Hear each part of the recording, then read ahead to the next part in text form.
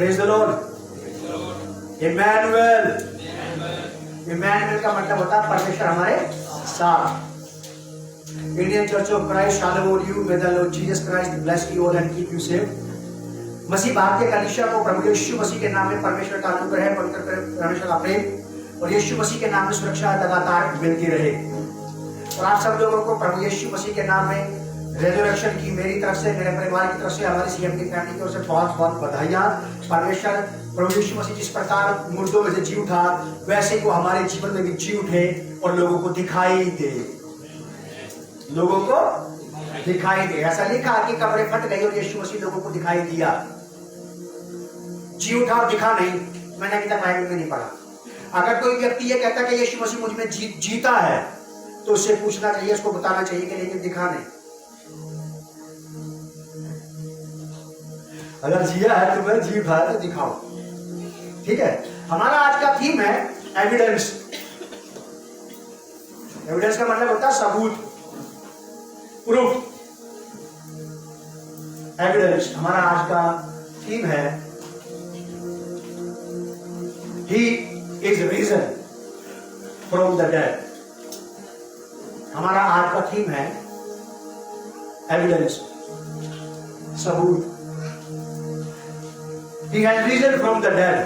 वो मृतकों में से जी उठा है। गुड फ्राइडे के दिन मैंने ऑनलाइन सर्विस में ये वाली बात बताई थी कि वो लोग प्रभु यीशु मसीह पर दिल खोलकर, दोनों हाथ उठा उठाकर जैसा कर सकते थे, जितना ज्यादा चिल्ला सकते थे, जितना ज्यादा बोल सकते थे, जितनी भीड़ जमा कर सकते थे, उस सारे भीड़ तंत्र को लेकर के उन्होंने प्रभु यीशु मसीह पर झूठे लांछन लगाए, दोष। उन्होंने प्रभु यीशु मसीह पर बहुत सारे झूठे दोष लगाए, अपवाद खड़े किए उसके लिए। लेकिन वो सारी की सारी बातें बेसलेस थी, उनमें से किसी का भी कोई वो सबूत नहीं दे सके। कितने लोगों को याद है ये वाली बात मैंने कही थी? जिन्होंने देखा उनको पता होगा, जिन्होंने देखा उनको नहीं पता।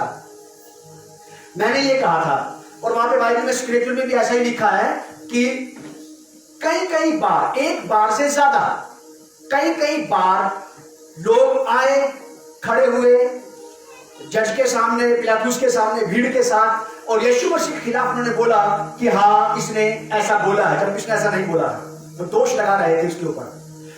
और जब गवाहियां वो दे रहे थे तो लोगों की गवाहियां भी आपस में मैच नहीं कर रही थी। एक कुछ बोल रहा है, दूसरा कुछ बोल रहा है। उनके पास दोष तो था यीशु मसीह पर लगाने के लिए, लेकिन बगैर सबूत का, बगैर सबूत का। उनके पास कोई एविडेंस नहीं था। लेकिन आज हम एविडेंस देखेंगे कि really he has risen from the dead. आज हम देखेंगे रीजन, एविडेंस देखेंगे कि सचमुच प्रभु यीशु मसीह मृतकों में से जी उठा है। आप लिख लें, ध्यान दें बात की तरफ। आज के बाद मुझे बहुत अच्छा लगता है प्रभु यीशु मसीह का जीवन, कैरेक्टर स्टडी मुझे बड़ी अच्छी लगती है प्रभु यीशु मसीह की। और मैं अपने मन में इस बात को जानता हूं कि प्रभु यीशु मसीह का जीवन चरित्र मेरे पास एक ऐसा वेपन है, एक ऐसा हथियार है, मेरे पास एक ऐसी नॉलेज है, ये ऐसा ज्ञान है मेरे पास कि मैं दुनिया के किसी भी व्यक्ति से प्रभु यीशु मसीह के चरित्र के ऊपर बैठ करके आराम से बात कर सकता हूं, बिना किसी संकोच के, बिना किसी डर भय खौफ के, बिना मन में ये वाली बात सोचे कि प्रभु यीशु मसीह ने कभी भविष्य में जीवन में कोई गलती की होगी तो, पास्ट में भी गलती कर दी होगी तो। ऐसा कुछ भी नहीं है। ये सारी बातों को अपने दिमाग में रखते हुए मैं किसी भी व्यक्ति से प्रभु यीशु मसीह के जीवन चरित्र के ऊपर, जीवन निर्वाह के ऊपर बात कर सकता हूं। ये मेरा अपना कॉन्फिडेंस है, ये मेरी अपनी नॉलेज है, ये मेरा अपना ज्ञान है जो मुझे परमेश्वर ने दिया। बाइबल पढ़ने से मुझे पता लगा कि यीशु मसीह में कभी कोई दोष नहीं पाया गया, कभी कोई अवगुण प्रभु यीशु मसीह में नहीं रहा।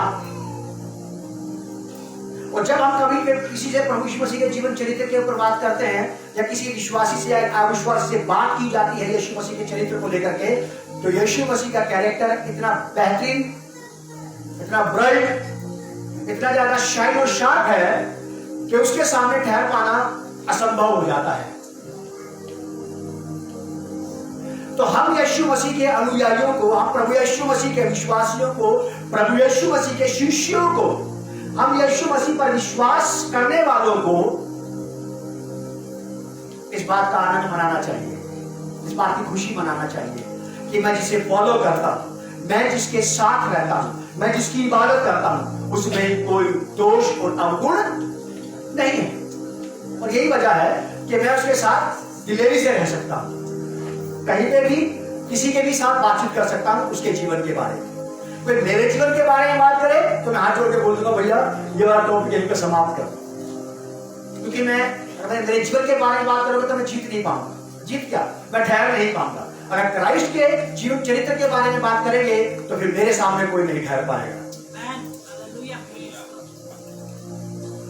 ये आप पर मुझे कॉन्फिडेंस होना चाहिए, आपके मेरे अंदर ये फेथ होना चाहिए, ये आदर भी होना चाहिए। प्रभु मैं धन्यवाद करता हूं कि मैं आपके साथ हूं, मैं आपके पास हूं। हमारा थीम है evidence, he has risen from the dead. सबूत है इस बात का कि वो मृतकों में से जी उठा है। और इस बात का सबूत एक आदमी नहीं है, बहुत सारे लोग, 100 से ज्यादा लोग, 100 से ज्यादा लोग इस बात का प्रूफ है। बाइबल बताएगी इस बात। मेरे साथ निकाले आप मत्ती रखित सुसमाचार उसका 27वां अध्याय, gospel of Matthew chapter 27 verse from 62 to 66। मत्ती रचित सुसमाचार उसका 27वां अध्याय 62वीं आयत से लेकर के 66वीं आयत तक। कब्र पर पहरा, क्या जरूरत थी? तुमने क्रूस पे चढ़ा के मरवा डाला, मार डाला, अब उसकी कब्र का पहरा क्यों दे रहे हो? ऐसी कैसी दहशत, इतना डर। जब वो जीवता था, चलता फिरता था तुम्हारे नगरों में, तुम तब भी डरते थे। अब जब उसको क्रूसीफाई करके मार डाला, अब भी डर रहे हैं। इनको पता था, विरोधियों और विवादियों को, बलवैयों को पता था कि डेफिनेटली वो मुर्दों में से जी उठेगा। इसी तो कब्र का पहरा दिलवा रहे हैं।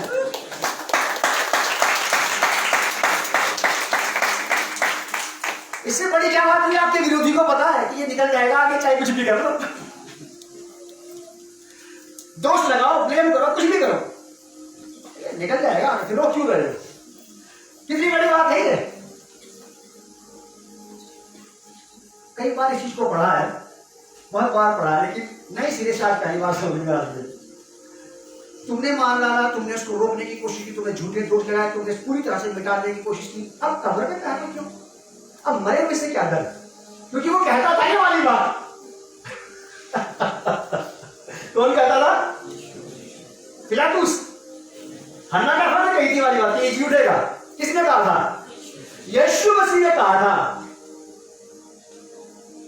कि मनुष्य का पुत्र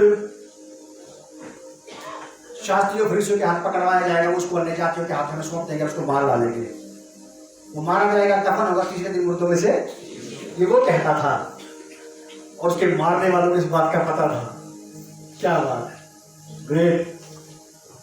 लिखा है कि दूसरे दिन, 62 की आयत में, दूसरे दिन जो तैयारी के दिन के बाद का दिन था, प्रधान याजकों और फरीसियों ने पिलातुस के पास इकट्ठे होकर कहा, हे महाराज, हमें सुमरण है, हमें याद है, रिमेंबर, हमें पता इसने बोला था ऐसा।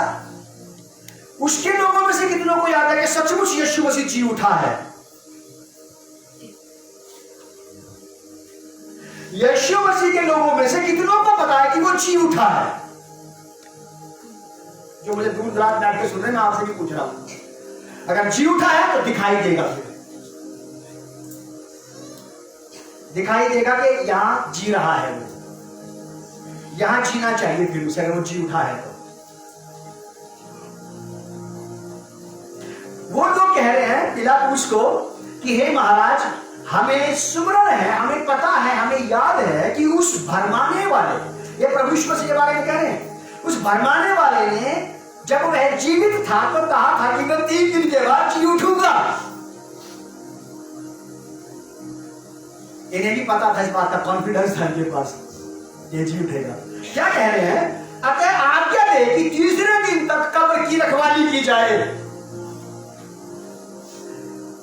मतलब यही रखवाली करेंगे। जो विश्वासी थे उन्होंने यीशु मसीह को कब्र में से निकालने का कोई प्रयास नहीं किया। वो तो बेचारे अपनी जान बचाते फिर रहे थे। उन्होंने सोचा कि यीशु मसीह को तो लटका दिया, अब हमारी बारी है बस। वो तो घरों में छिप गए, दुबक के बैठ गए, कुंडियां लगा ली अपने घरों में अंदर घुस के।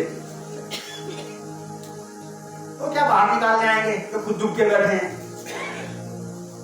वो बिलीवर क्या जीवित क्राइस्ट दिखाएगा जो किसी भी डर के मारे खुद दुबक के घर में बैठा है? वो विश्वासी कभी क्राइस्ट को अपने अंदर से बाहर नहीं ला सकता जो खुद किसी भी डर भय खौफ की वजह से घर में छिपा बैठा है। तो यहां इन लोगों का बात देखिए, अतः आज्ञा दे कि तीसरे दिन तक कब्र की रखवाली की जाए। ऐसा ना हो कि उसके चेले आकर उसे चुरा ले जाएं और लोगों से कहने लगे कि हम मरे हुए से जी उठा है। चेले बेचारे अपनी जान बचा रहे थे। बाइबल पढ़ने वाले लोग इस बात को जानते हैं कि वो तो अपने घरों में दुखे बैठे थे, कुंडियां लगा रखी थी, बिल्कुल खामोश बैठे थे, किसी को पता ना पड़ता है कि यहाँ बैठे इस घर में, क्योंकि हमें भी खींच के बाहर ले जाएंगे और फिर क्रूस पर चढ़ा देंगे, हमारे कुत्ते पीटेंगे या जेल में डाल देंगे। ये डर उनके अंदर था, तो घर से नहीं निकले। तो यीशु मसीह को चुराने की बात तो बहुत दूर की बात थी। फिर लिखा है कि चुरा ले जाएं और लोगों से कहने लगे कि है वह मरे हुए से जी उठा है, तब पिछला धोखा पहले से भी बुरा होगा। फिर क्या कहते हैं कि पिलातुस ने उनसे कहा, तुम्हारे पास पहलुए तो हैं, जाओ अपनी समझ के अनुसार रखवाली करो। अतः वे पहलुओं को साथ लेकर गए और पत्थर पर मोहर लगाकर कब्र की रखवाली की। अतः पत्थर पर मोहर लगाकर कब्र की रखवाली की। और प्रभु यीशु मसीह पुनरुत्थान के दिन, आज के दिन, सप्ताह के पहले दिन मुर्दों में से जी उठा। आप और इस बात को जानते हैं बाइबल पढ़ने वाले लोग कि कब्र का पत्थर हटा हुआ था और प्रभु यीशु मसीह वहां पर नहीं थे। स्त्रियां गई, उनको नहीं कब्र में मिला। चेले गए, चेलों को प्रभु यीशु मसीह कब्र में नहीं मिला। यह सबूत है कि वो जीवित है। चेलों ने चुराया नहीं इसको, चेले खुद अपनी जान बचा के बैठे थे। चेलों को तो बाद में खबर मिली कि वो जी उठा है, वो जी उठा है। देखिए आप लिखा मेरे साथ, यूहन्ना रचित सुसमाचार उसका 20वां अध्याय। यूहन्ना रचित सुसमाचार उसका 20वां अध्याय। मैं बस केवल आपको ये बताना चाहता हूं कि यीशु मसीह जी उठा और ये सबूत है आपके पास। यूहन्ना रचित सुसमाचार उसका 20वां अध्याय, gospel of John chapter 20 verse 19। प्रभु यीशु मसीह जी उठे और चेलों पर प्रकट हुए। इसका हेडिंग है चेलों पर प्रकट होना। 19वीं आयत में लिखा है, उसी दिन जो सप्ताह का पहला दिन था, आज संडे, रविवार जिसे कहते हैं लोग, सप्ताह का पहला दिन है ये। जब मैं स्कूल में पढ़ता था, छोटा बच्चा था, तो टीचर यही सिखाती थी हमें, संडे मंडे लिखो। कभी कोई टीचर मुझे नहीं मिली जिसने मुझे बोला मंडे संडे लिख के दिखा। यहाँ जो भी टीचर है वो इस बात को जानते हैं कि ट्यूजडे वेडनेसडे मंडे और संडे लेके जाओ। कभी बोला किसी को ऐसे? रटाने के लिए क्रॉस क्वेश्चनिंग तो हो सकती है, लेकिन सिखाने के लिए आपको तो सीरियल वाइज सिखाना पड़ेगा। Sunday, Monday, Tuesday, Wednesday, Thursday, Friday, Saturday, सप्ताह का पहला दिन संडे। और यीशु मसीह मुर्दों में से जी उठा। ये एविडेंस है आपके और मेरे पास। उनके पास यीशु मसीह के ऊपर दोष लगाने का कोई सबूत नहीं था। हमारे पास सबूत है प्रूव करने के लिए कि He has risen from the dead. He is alive forever. लिखा है कि उसी दिन जो सप्ताह का पहला दिन था, संध्या के समय, जब वहां के द्वार जहां चेले थे, यहूदियों के डर के मारे बंद थे। देखा, चेलों ने दरवाजे बंद कर रखे थे, अंदर से ही बंद कर लिया और बाहर से भी बोले अच्छा ताला लगा, चाबी खुद ही ले जाओ, ताकि लोगों को पता लगे बाहर ताला लगा, अंदर कोई नहीं है। वर्स 20। और यह कहकर उसने अपना हाथ और अपना पंजर उनको दिखाया। तब चेले प्रभु को देखकर आनंदित हुए। यीशु ने फिर उनसे कहा, तुम्हें शांति मिलेगी। यह प्रभु यीशु मसीह का प्रूफ है जीवित होने का। अब इन चेलों पर प्रभु यीशु मसीह ने अपने आप को प्रकट किया और थोमा प्रभु यीशु मसीह का चेला था। थोमा जो भारत में सुसमाचार प्रचार लेकर के आया था, वो वहां पर नहीं था उस वक्त। एक आदमी के अंदर ये विश्वास जागरूक हो जाए, प्रभु यीशु मसीह ने भरसक प्रयास किया और आज भी वो इस बात का प्रयास करता है कि एक भी बिना गवाह के नहीं रहना चाहिए।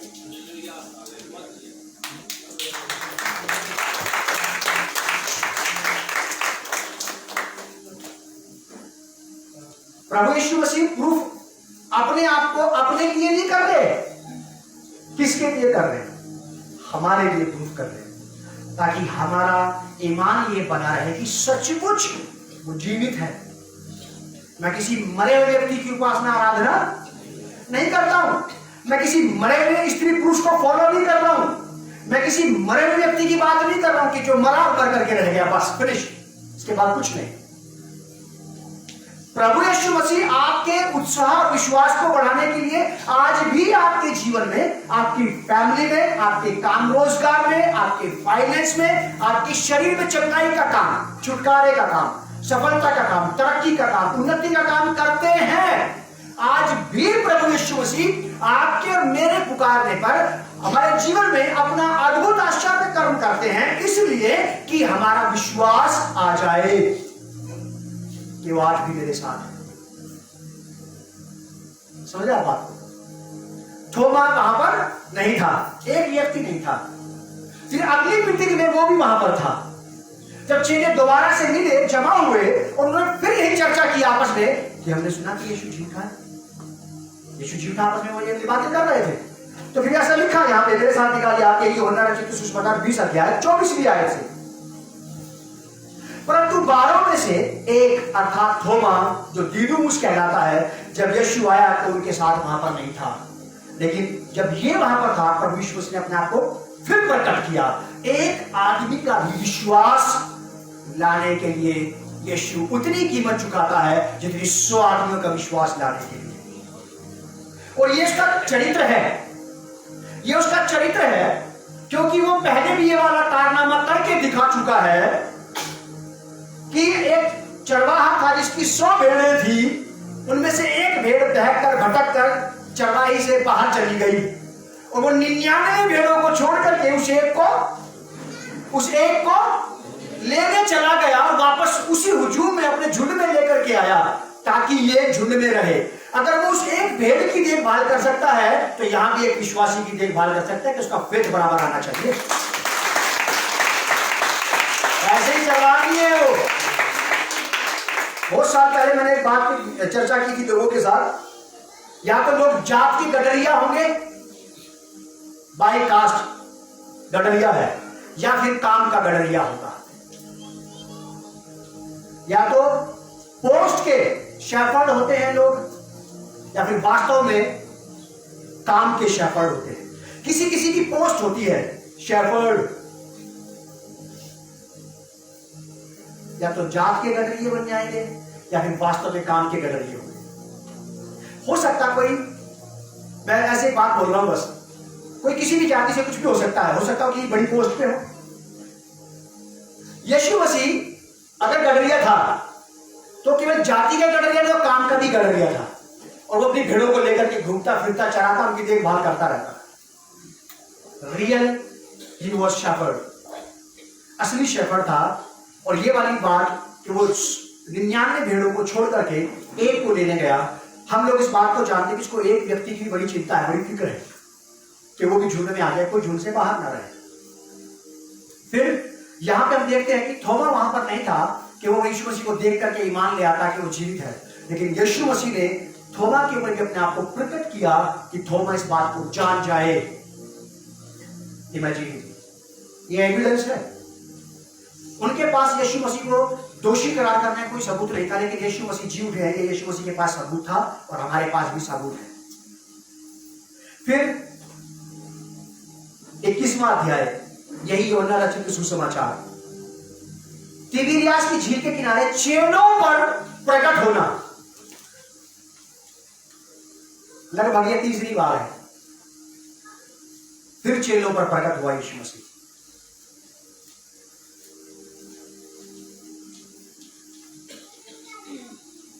फिर चेलों पर प्रकट हुआ और उसने बार बार ऐसा इसलिए किया, और सबूत के साथ यहाँ पे किस अध्याय में तो ऐसा लिखा कि उसे चेलों के साथ बैठ करके खाना भी खाया, मछली खाई और रोटी।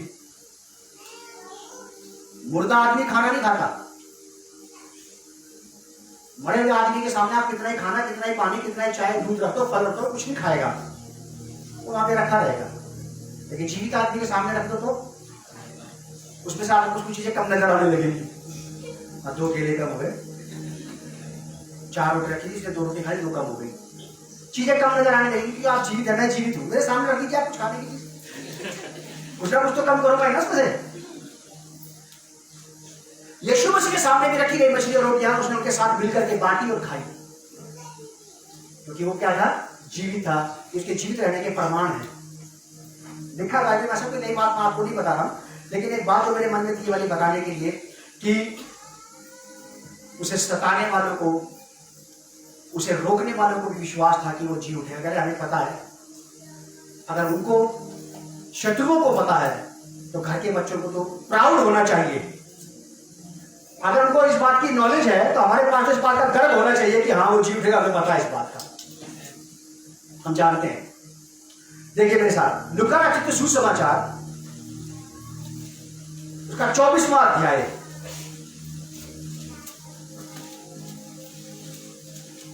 Gospel of Luke chapter 24 verse 50 आए। अब थोड़ी सी बात, हल्का सा ट्रैक चेंज होगा, आप बस अपनी लाइन में बने रहना। ये लूका रचित सुसमाचार का आखिरी अध्याय है। इस आखिरी अध्याय में यीशु मसीह की आखिरी की बातें हैं। बस मेरा प्रयास ये है प्रूफ करने का, एविडेंस देने का, जो मिलता जा रहा है कि हाँ वो जीवित है। लिखा है कि तब वह उन्हें बैतनिया तक बाहर ले गया, प्रभु यीशु मसीह जब जी उठे थे तो उसने मरियम से कहा था कि भाइयों से कहना कि मैं उनको कहां मिलूंगा, गलील में मिलूंगा। वो गलील चले जाएं। वो चले गए गलील में, यीशु मसीह को वहां पर मिले। अब गलील से यीशु मसीह के 40 दिन के बाद स्वर्ग से उठाए जाने का समय धीरे धीरे नजदीक आ रहा है। अब वो गलील से उनको कहा गया बैतनिया, उस पहाड़ पर जहां से उसको उठना था। और ध्यान से सुनिए, प्रभु यीशु आराधना करते थे। अगर आप में से कोई सोचता है कि आराधना चर्च का एक ढीला पार्ट है, बाद में जाएंगे, तो मैं आपको समझा दूं कि आराधना चर्च का बेस है, ढीला पार्ट नहीं है। लोग ये ना सोचे कि आराधना खत्म होगी तो उसके बाद चले जाए, कोई बात नहीं, मैसेज तो पकड़ ही लेगी जाके, मैसेज तो मिल जाएगा, आराधना छोटी तो कोई बात नहीं। आपको मुझे सोचनी चाहिए ये वाली बात। जब आप अपनी दुनिया छोड़ेंगे तो वहां ना तो सुसमाचार प्रचार है, ना बाइबल स्टडी है, ना कोई चर्च है, ना कोई पादरी है, वहां आराधना है बस। अगर यही से आपको मुझे हैबिट नहीं है आराधना करने की, जवान लड़के बच्चे बुजुर्ग जवान कोई भी जो आराधना के समय पे ही रहता ही, तुम्हें आराधना करने की आदत नहीं है, और जब कभी तुम्हें मौका मिला स्वर्ग जाने का तो तुम कैसे आंख बंद करके ध्यान केंद्रित करके आराधना करोगे? वहां पे आंख ना भी बंद करोगे तुम वहां पे कैसे आराधना करोगे? क्योंकि तुम्हें तो आराधना की आदत ही नहीं है। तो आप अपने बच्चों को, जिनको छोटे छोटों को लाते हो, सिखा के लाया करो कि जब आराधना की तो तुझे या तो चुपचाप कुछ बैठ के आंखें बंद कर ले, और जब खड़ा हो सकता है बच्चा उसको टाइप करके बोलना चाहिए कि खड़े रहना और आराधना करना मेरे साथ। आपके बच्चे नहीं क्यों रहते? नहीं,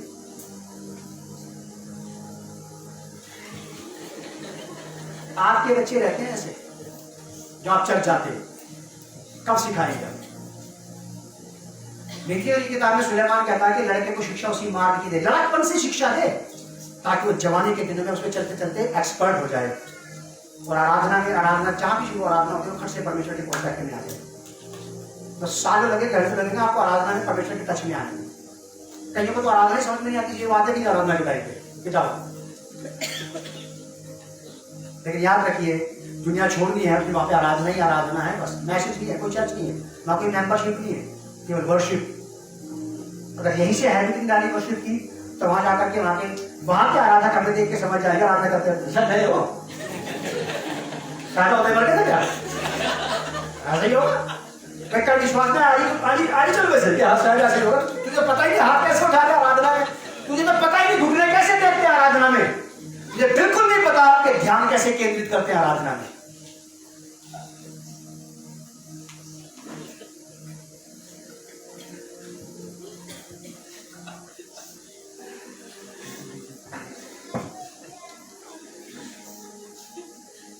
तब वह उन्हें बैतनिया तक बाहर ले गया और अपने हाथ उठाकर उन्हें आशीष दी, और उन्हें आशीष देते हुए वह उनसे अलग हो गया। यीशु मसीह चेलों से अलग हो गया बैतनिया पहाड़ पे आकर के। अब उसको उठना था, वहां से उठाया जा रहा, अब स्वर्ग आरोहण होना था यीशु मसीह का। पता कितने लोग थे जब? कितने? 500 लोग थे लगभग। 500 people were over there। लगभग 500 लोग थे।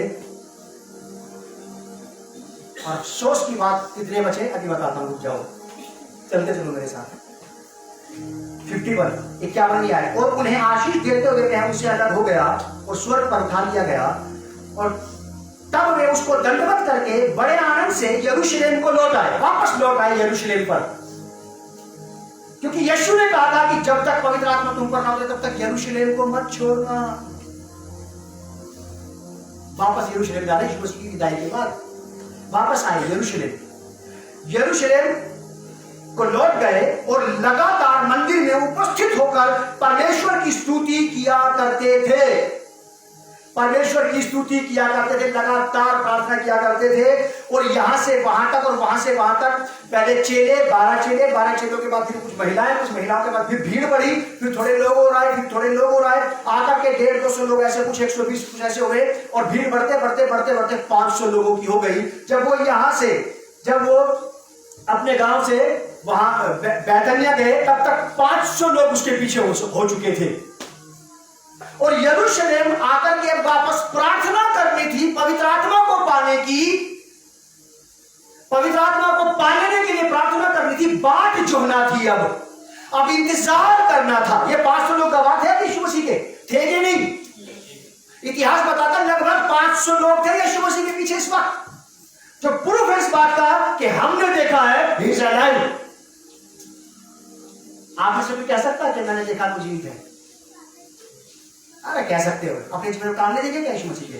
मैं कह सकता हूं कि मैंने उसको देखा है, उसके कामों के द्वारा मैंने अपने जीवन में उसको देखा कि जो अद्भुत आश्चर्य कर्म, जो भले काम वो मेरी जिंदगी में करता है। ये कोई जिंदा आदमी कर सकता है? मरे हुए के बस की इतना बड़ा बदलाव मेरे अंदर लाना। जीवित आदमी को मरा हुआ व्यक्ति कभी नहीं बदल सकता, जिंदे को जिंदा ही बदल सकता है।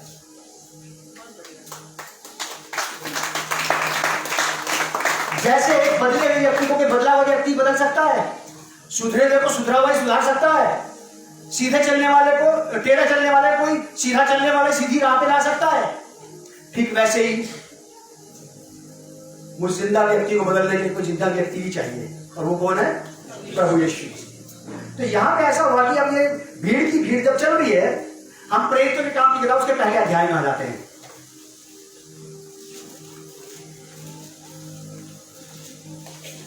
प्रेरितों के काम की किताब पहला अध्याय 12 आयत, book of Acts chapter 1 verse 12 लिखा है, तब वे जैतून नामक पहाड़ से जो यरूशलेम के निकट एक सबत के दिन की दूरी पर है। एक सबत का मतलब होता है एक सबत से दूसरा सबत, यानी कि 7 दिन का अंतराल। एक सबत से दूसरे सबत में, सबत का विश्राम था सैटरडे का दिन, सबत था शनिवार का दिन।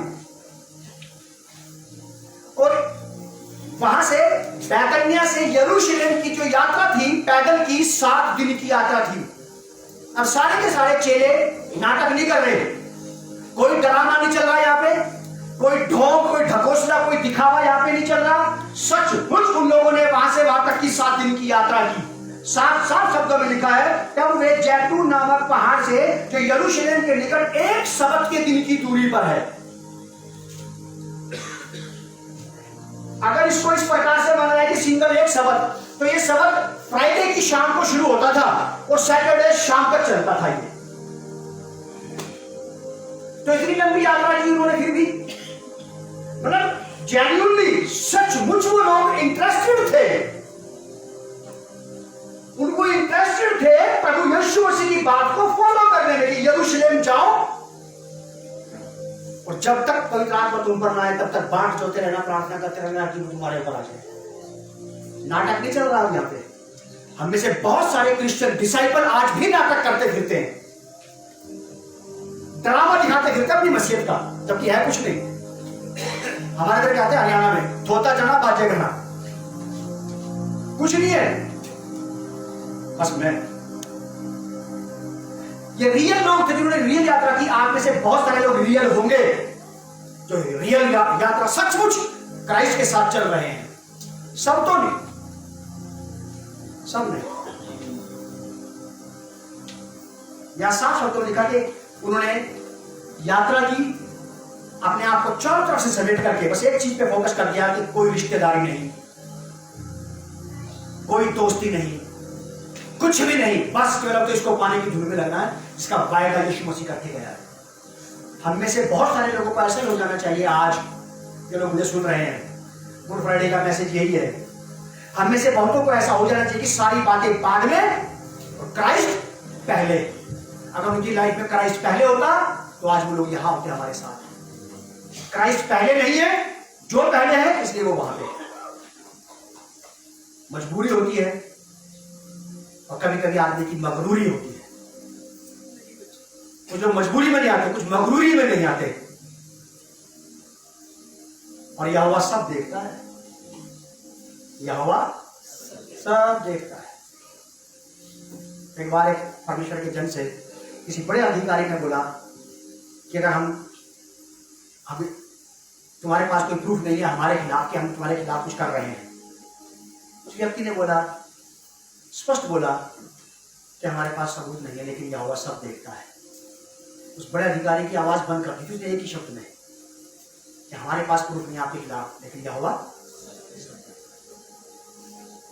मेरे बारे में भी मैं यहां पर खड़ा करके आपको अपने आप को अच्छा बना के दिखाऊं, कोई बात नहीं, लेकिन यहोवा सब देख रहा है मुझे। तो लिखा है कि वो लोग एक शब्द की दूरी पर वहां से चले आए। वर्ष 13 में लिखा है कि जब वे वहां पहुंचे तो उस अटारी पर गए जहां पतरस और यूहन्ना और याकूब और अंद्रियास और फिलिपुस और थोमा और बरतुल्मै और मती और अल्फै का पुत्र याकूब और शमौन जेलोतोस और याकूब का पुत्र यहूदा रहते थे। कंटिन्यूली वहां रहते थे। 11 दिन लगे तो हमें प्रार्थना करने में, होली स्पिरिट का इंतजार करने में। 51वें दिन पवित्र आत्मा आया था। 40 दिन परमेश्वर मसीह पृथ्वी पर घूमकर उठा लिए गए थे। एक सप्ताह का होता है सबत, और बाइबल के पुराने नियम में लिखा है कि 7 सप्ताहों का सबत का मतलब होता है 49। फिर उसमें एक दिन और ऐड करो, यहोवा कहता था, फिर वो 50 हो जाएगा, तब वो कहलाएगा जुबली का पर्व। ये वही हो रहा है यहाँ। तो यहाँ पे साफ शब्दों में लिखा है कि जब वे वहां पहुंचे तो उस अटारी पर बहुत सारे लोग थे। 500 लोगों ने यात्रा की थी उसके साथ। कईयों का दम टूट गया, रेस पूरी नहीं कर पाए, आधे में छोड़ के भागना पड़ा। लिखा है कि ये सब 14 में ये सब कई स्त्रियों और यीशु की माता मरियम और उसके भाइयों के साथ एकचित होकर प्रार्थना में लगे रहे कि हे प्रभु उसी वायदे को पूरा कर जो तूने कहा था योएल 2:28 में कि अंत के दिनों में परमेश्वर कहता है मैं अपना आत्मा सब पर उड़े लूंगा। यीशु ने कहा था जिसका वायदा परमेश्वर ने किया है मैं उसको तुम्हारे ऊपर उतारूंगा, पवित्र आत्मा को। आप में जिसके जीवन में पवित्र आत्मा काम नहीं कर रहा है, हर एक विश्वासी के जीवन में पवित्र आत्मा है। एक पवित्र आत्मा है आपके साथ, एक रूप में इस तरह से, क्योंकि बाइबल में लिखा है कि बिना पवित्र आत्मा की सहायता के कोई प्रभु यीशु मसीह को प्रभु स्वीकार नहीं कर सकता है। तो पवित्र आत्मा हमारे अंदर है। और दूसरा एविडेंस पवित्र आत्मा का यह है कि जब पवित्र आत्मा का बैप्टिज्म किसी को मिलता है तो वो अन्य भाषाओं में प्रार्थना करने लगता है। पवित्र आत्मा का साथ मिलना ये एक बात है, और पवित्र आत्मा का सामर्थ्य मिलना ये दूसरी बात है। यीशु ने कहा था कि जब 1:8 में लिखा, पर एक कान की किताब 1:8 में लिखा कि जब पवित्र आत्मा तुम पर आएगा तब तुम सामर्थ्य पाओगे और पृथ्वी की छोर तक मेरे गवाह होंगे।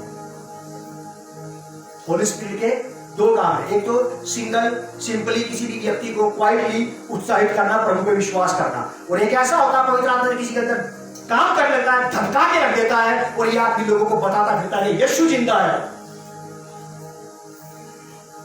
ये वाली बात है। तो यहाँ पे लिखा है 14 आदमी के सब कई स्त्रियों और यीशु की माता मरियम और उसके भाइयों के साथ एकचित होकर प्रार्थना में लगे रहे। उन्हीं दिनों में पतरस भाइयों के बीच में जो 120 लोग थे। 500 लोगों ने क्राइस्ट के साथ यात्रा शुरू की थी, 380 लोग लापता है आज। 380 पीपल आर खो गए, पता नहीं कहा।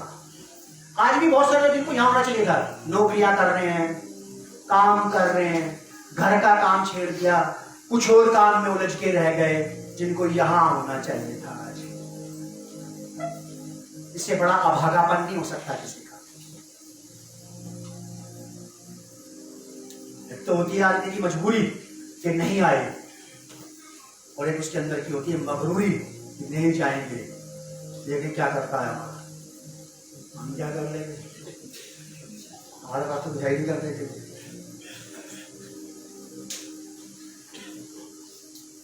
हमारा आज का थीम है evidence. Risen from the dead. यीशु मसीह जी उठाया, आपके पास सबूत है इस बात का। डरेंगे लोग जो यीशु मसीह के नहीं है, वो घबराए लोग कह रहे कि हमें सुमरण है, हमें उसकी बात याद है, उसने बोला था कि जी उठूंगा, कि हमें कब्र का पहरा देने दो। चेले नहीं कर रहे कोई हरकत कि यीशु मसीह को उठा के ले आते जिंदा प्रूफ कर देंगे, कुछ नहीं कर रहे। जिसने बोला था कि मैं जी उठूंगा, वो खुद करेगा प्रूफ अपने आप को, और आज भी कर रहा है आपके जीवन में। वो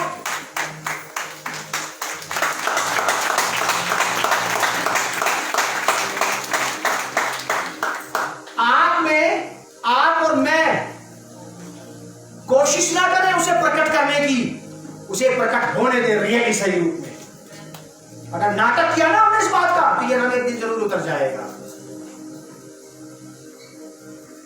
महिला जब मेकअप कर लेती है ना, दिन की शादियां होती है तो दोपहर की शादी में मेकअप डल जाता है, इधर से गुस्सा काला काला निकल, इधर से गोरा नजर आता है। जिधर धूप ज्यादा पड़ी उधर से निकल गया सारा। ठीक वैसे ही समय की धूप जो हमारे ऊपर पड़ेगी तो हमारे ऊपर की जो आडंबरिक मसीहत है वो एक दिन पिघलेगी, और लोगों को पता पड़ जाएगा इसने मसीहत का कोट चढ़ा रखा था, लेकिन मसीहत थी नहीं। बहुत केयरफुल रहे आप और मैं, हमें होशियार रहना कि यीशु मसीह आप जीवित हैं, आप मुझ में जीवित दिखाई, आप मुझ में जिए और बाहर आए, आप मुझ में से जिए, बाहर के लोगों को पता पड़ना चाहिए। अभी तो मैं ही कह रहा हूँ, मेरे स्वभाव से लग रहा होगा आपको, मेरे व्यवहार से लग रहा होगा यहाँ प्रभु में जीता है, और एक समय ऐसा आ जाएगा ईमानदारी की बात, अगर मैं ज्यादा और मरा तो फिर वही वो नजर आएगा।